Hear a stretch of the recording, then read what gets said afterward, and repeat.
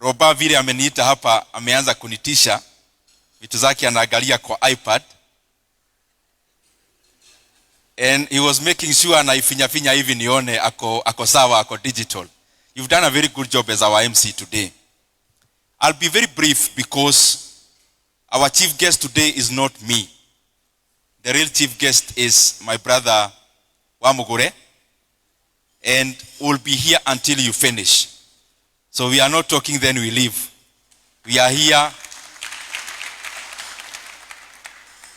for what brought us. I will give just a few points because a lot has been said already. But I want first of all to congratulate my brother. As has been said by almost everyone. Sometimes we see a book and you might imagine the few pages you see there is a walk in the park in terms of writing. I wrote a book when I was in second year in campus, KU. By then it was a 96-page book titled How to Succeed in High School. And I was addressing those who are in high school because by then I had already, in quotes, made it to university. And I can confirm that the kind of work you've done, Wanyoike, is phenomenal. Writing a book is very difficult. I remember my first manuscript. I took it to the late Professor Ibuga. By then he was in KU in the literature department. Akaiandarani karibu yote, where I needed to make revisions. In fact, whatever was left was less than what was marked. So I was wondering which is the book here. So I can confirm it's very difficult. But I also want to say something here about what was said by Madam Esther. And especially the kind of belief you must always have in God. And also, in whatever station we are in life, we keep believing that we can get better. Because I remember, just like this book, at the back where it is written about the author, where you have the picture of the author. I was in second year then, a total downtrodden person. So hapo nyuma about the author. In fact, I was writing the book more to make some money, to sell in high schools, etc., etc. So where it is written about the author, of course, nilikuwa nimeweka Ndindi Nyoro is an economics student, a businessman. I still had some small companies. But the last sentence was, and future Kiharu MP. And I was in second year in campus. So I am glad that even as I sat before you today, God has made it possible. And I'm just speaking to all of us. The physical books we have written, the mental ones and the imaginary ones, those things that are deep in our mind, God has a way of making them possible. And I'm a witness of that, having actually written down 2 books that are already circulating. Here we have many brothers of mine who are feeding off their talents. Talent is not necessarily what we go to school to learn. Those are special skills that are inherent. And Wanyoike, you are lucky that you're already doing what you love. Because many of us go through life thinking the end product is what we are going to enjoy. It is always important, even as you choose what you want to do in life, that like what you've chosen in terms of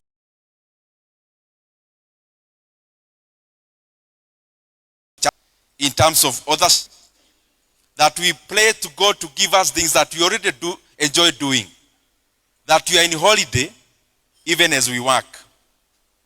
There is a story that is given about a hedge fund manager. Some of the things I like doing is issues around investments. So this hedge fund is one of the guys who work around financial industry to make money. So he had gone for a holiday somewhere, of course in in a beach town. Town iko karibu na beach. So ako holiday, he's already a multi-millionaire. So he's going by the beach to swim and bask.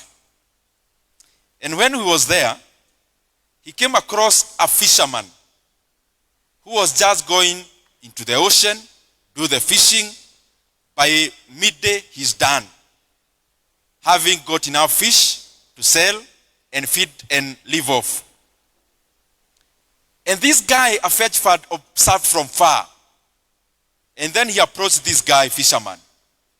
Akaleta jargons ya financial industry. He told him, now, you're a fisherman. There is a way you can scale this. Do more fishing. Buy a bigger net. Then after that, you can buy a boat. Then after that, even a ship to do mega fishing. And he used many jargons. You know, scale, make it big, etc., etc. Then this young man, fisherman, he had a hub of family around there. Then he asked this guy, and then, okay, buy a boat, fish more, scale. So this man asked this hedge fund multimillionaire, and then after you make money, you become a millionaire. You can be swimming and basking after swimming, of course, by the ocean. And this guy told this multimillionaire, I am already doing that now. Because he was fishing, by midday he was done by work. And therefore, he was already doing what the multimillionaire had come to do in that city, like Mombasa of that place. So, it is important even as we overheat, as we seek to do so much, make so much money. If you can align by choosing something you already enjoy doing, your work becomes your holiday. And by then you stop being a vehicle or a train that is trying to run very fast on Thika Road. You become a train that is on a rail.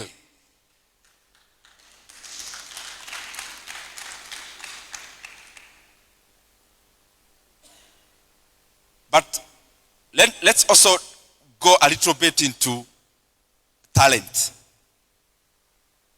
And I say so because I've seen that Sarah here,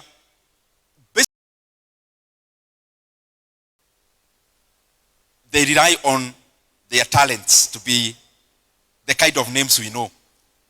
I don't know about Madam Esther Mushemi, because I think she's now, sorry, because I think you're in the same category of that hedge fund guy. I think we are doing so much, but we hope that God will give us a chance to also enjoy what we are doing all the time. Now, as we focus on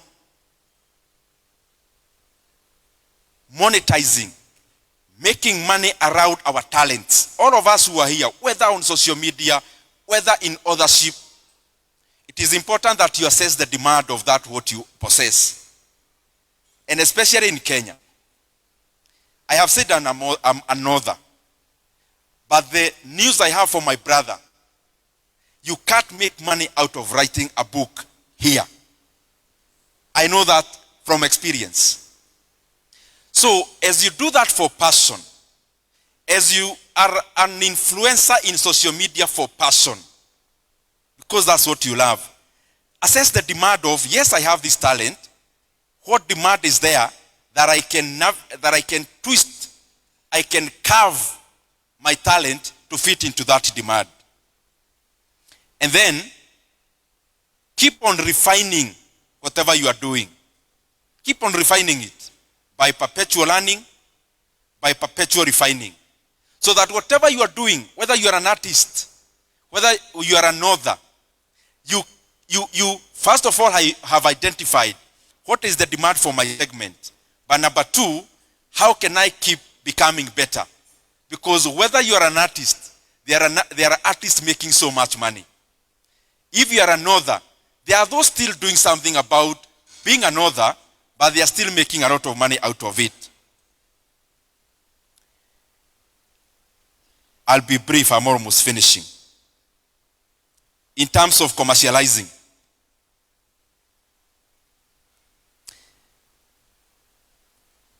You have a talent here, you enjoy doing it, but passion cannot pay your bills. I am a good artist, I enjoy singing, but you're in Nairobi, you need to pay rent. But also, even beyond paying rent, not all of us want to be trapped in that low equilibrium of just paying rent and paying the basics. All of us here, including our mothers who are here, our parents, we still have hope for a better life. We still have hope, including our mother here, Muzee here, who is father to Wanyoike's wife, still have hopes that he'll one day drive a big car. And therefore, even as we do what we enjoy, we must find an entry point. Yes, we may be commercializing, but we need to do it in a scale that can actualize the other part that we need money to also enjoy. I'll just give 2 points in regards to that. I had said it before, just repeating. Just check at the gap that there is. Na nyinyi ni watu werevu, sitafafanua sana. Whatever you are doing, whether you are selling spare parts, whether you are a boni, mobile spares, the market always have gaps. You must know a shoe called Adidas and another shoe called Puma. These are brands actually originally from Germany. What you may not know, the founder of Puma, of Adidas, is actually an acronym of his names. He was called Adolf, and the other name was Dassler. Adolf. Adidas. Dassler is actually his father. Now this guy had a passion of making shoes. So started kwa nyumba yao in one of the rooms the mother was using. Then the brother called Rudolph akaenda akamsaidia, because this guy was more technical, designing a good shoe, an athletic shoe, a sport shoe. He was very good in that, but he was not very good in commercializing. So the brother joined him. The brother was more talkative. I don't know the kind of talkative people, maybe it's like us. But the brother was more reserved, technical, design. So they started a company called Adidas. They sold shoes, they made money. But along the way, wakakosana. So Adidas and Puma was actually started by brothers. One brother is Adidas, the other brother is Puma in terms of the brand. But the initial point was, we have passion for doing this. I enjoy doing it. I have seen a gap in the market by then, that people were playing football, wakitumia viatu tumevaa kama in this kind of fashion. So they identified that gap, they commercialized it. Now, Adidas is a multi-billion company, of course now owned by many more people. It's actually no longer owned by any member of the Adolf family. The second thing, that talent you have, make it as a product. What do I mean? Yes, you are gifted in singing, you are gifted in this and that, you are gifted in the other. Can you package it as a product that is sellable? You have a book now here. One product you can leverage on as an author is to talk. Do you know Barack Obama, Tony Blair, the former British Prime Minister, are earning more now by talking than they were earning leading nations? So you can identify a gap around there, but also develop a product out of it. And we can do that whichever station you are in. Whether you are selling spare parts for vehicles, whether you are selling spare parts for phones, that opportunity is there. Now, I'll just give few points as I finish, general to us, not just talent. Because I enjoy doing business a lot. Transactions, capital markets, investments, private equity fund, those kind of things. Of not just making money for money's sake, but I enjoy the process, including reading, watching, Bloomberg, reading Forbes, reading billionaires who are my age, who are already dollar billionaires, and I feel so sorry about myself. So just a few things about all of us who are business people, and all of us actually are here. One,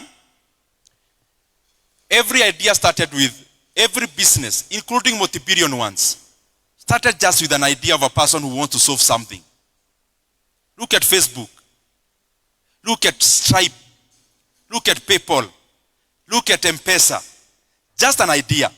But then after that, what we must always do once you get that idea, in whichever area, and we forget to do it very often, organize that idea. Institutionalize that idea. You are an artist. You don't even have track of how many you have ever sold, how much you've ever made. So if somebody was to come to you to partner with you, what are they partnering with? You have no documents, you have no figures. It is good to bookkeep. I was in a graduation ceremony today morning, and I was telling those who are graduating, because I always talk to them in terms of starting businesses, not getting employed. Many of us here are doing businesses, but there is a time I went home with my sisters. Then tukaita Madhe, my mother. Tukamwambia Madhe kuja tuongee hapa kidogo. Why? Kila time mgongo inauma. Niki? Ukua dhara wa ng'ombe. Kila time akitembea hata kwako, I need to go back. Why? No go kama. So, see, all our village homes, we have kagobe. We have some cow there. Maybe one and one with a calf, maximum 2 or 3. Kenyaji ones, like the ones at home, even our homesteads. So tukamwambia now, Madhe, you seem to be making a lot of money, because the way unakuwa tired, there must be money here. Toka na kafuku, na karatadi, na bairo tuike idhafu.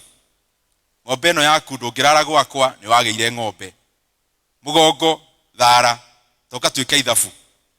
So ebu andika hapo, how many liters of milk you get? How much money do you get? Na andika hapa. Ukitumiwa M-Pesa na your son kugura irio cia ng'ombe. Another M-Pesa agadawa ya ng'ombe. So what remains? After we did the math, we realized she was a slave of this cow. The cow was no longer an asset. It is the owner who was the slave. So after 2 weeks, we had no cow. Why? Many of us do businesses like that. We want to be busy. You wake up at 5 a.m., you sleep at 10 p.m., and you feel very good, very important, very sophisticated, because you are busy. How are you, Mary? I'll call you back. Daktari yuko aje? Nitakupigia baadaye. Busy, busy, busy. Not just doing nothing, but decelerating. Why do you decelerate? You don't bookkeep. You don't know what you're doing. You don't know the output. Yes, you know the input, you get busy. But what is the output? It is important you start early, tracking your output, because it is the output that becomes wealth.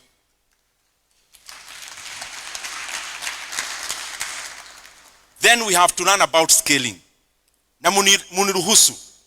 Even if I'll talk this point to only one person today, and they get it, this point is more important than talking to all of you at the comfort zone. I'm talking about scaling. Forget about the fisherman story. That was serving that point. Scaling. As you start a business and as you do business, because all of us are here are, think about a business that relies with more than your hearts. Because if you are a doctor like my sister, and you just want you to be the institution, you as the doctor, you can only have 2 hearts, 1 head. You can only be with 1 patient 1 time. Businesses that are scalable. If I were in the health sector like my sister, I would be thinking about pharmaceuticals, because I can scale much more there. Yes, there are people who have made a lot of money, even having their own hospitals. But I think scalability have to involve what we call increasing returns to scale. Meaning, everything you produce, the more you produce, the cost comes down. Then, this is the other point I wanted to make. You will be comfortable, you'll be middle class by owning your business 100%. If you want to scale from where you are into multiplication, then I have gone through the Forbes list, the entire of it or most of it, especially the top ones. There is no person there who owns a business 100%. Starting from number 1, who is Elon Musk now. All the businesses he owns, including Tesla, he is below a quarter of Tesla in terms of stock. How does this happen? You have an idea. Like I saw one very good one here for kids, Victoria Kids. When I was looking at it, I was seeing a company called Lego. How can this person scale this business? They may not even own 100%. How can they stop now importing whatever they are doing? They start now making, they sell a stake of that company, get more capital, continue earning more capital. You may continue owning only 15% of that business, but instead of owning 100% of a 10 million company, you may be owning a 15% of a 10 billion company.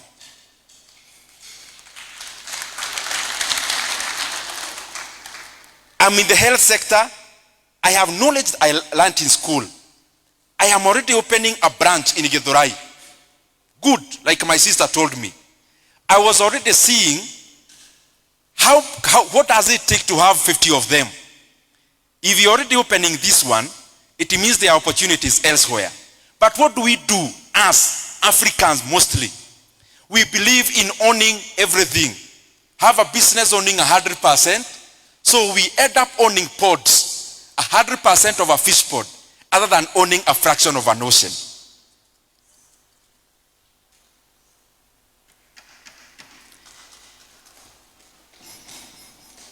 Then people ask, what are you telling us about? Nitapata hawa watu wapi?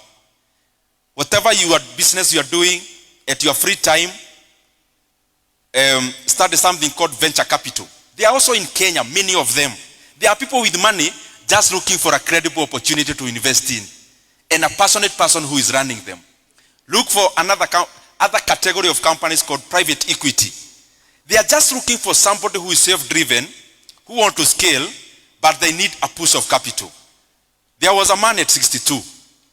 Even our mother is not yet there. This guy had retired from the army. He had already retired. You know, we think business, that train already left. I'm already 50. The train of making money already left. That's what we think. This guy was 62. He had a dream. Just basic. Let me make a recipe of some chicken. This chicken can taste different from all the other kitchens that cook chicken in the US. True story, not a fable. So 62 years. Made a recipe. Very nice, sweet. Visited several hotels. Please, came to Luke Hotel. Please try my recipe. Include it in your menu. Look at the guy. No. Went to the other one. Please, try my recipe. It tastes different. Please try. We are busy. He went to over 1,000 places looking for people to adopt his recipe. Sijui kama ni recipe ama recipe, whatever. All of them turned down. He went to over 1,000. Then the last one, wakamkubali. Wakaanza kutengeneza hiyo recipe ya kuku yake. Then scaled through the other things I was talking about here. The man I'm talking about is called Sadas. The company I'm talking about is worth billions of dollars.